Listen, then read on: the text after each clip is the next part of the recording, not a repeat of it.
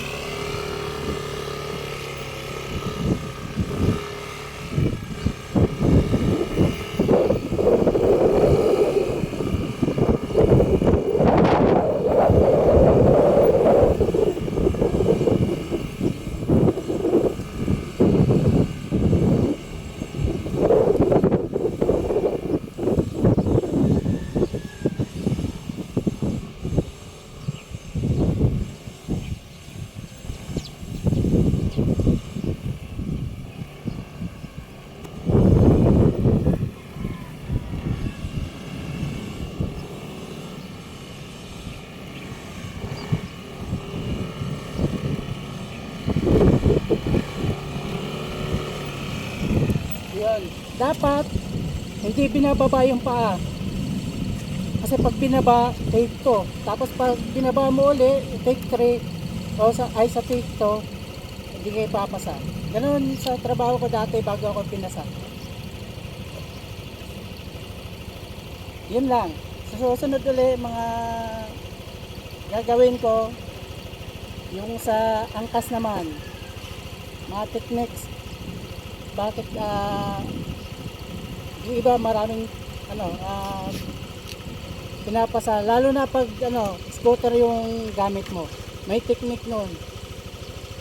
At yung sa naman, yung sa manual, may mga din yun, may paraan para pumasa ka kaagad sa angkas. Yun lang, salamat. Ganito yung pinapagawa sa akin dati nung nag-apply ako sa trabaho ko. Bago ako pinasa, ganito gagawin. Naka-center stand dapat yung motor, ibaba nyo. Yan. Tapos, obstacle tayo doon.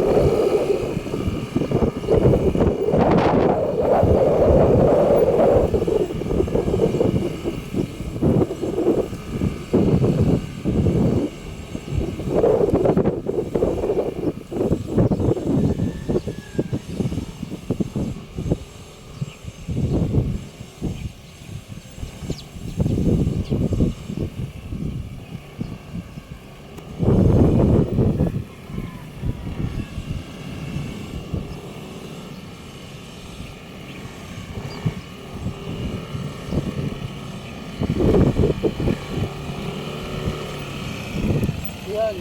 Dapat hindi binababa yung paa.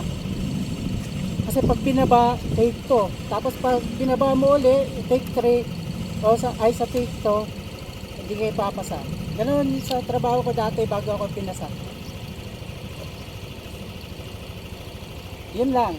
Sa susunod uli, mga gagawin ko, yung sa angkas naman, mga techniques, bakit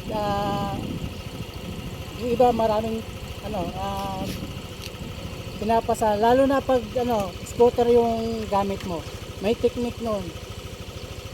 At yung sa naman, yung sa manual, may mga din yun, may paraan para pumasa ka kaagad sa angkas.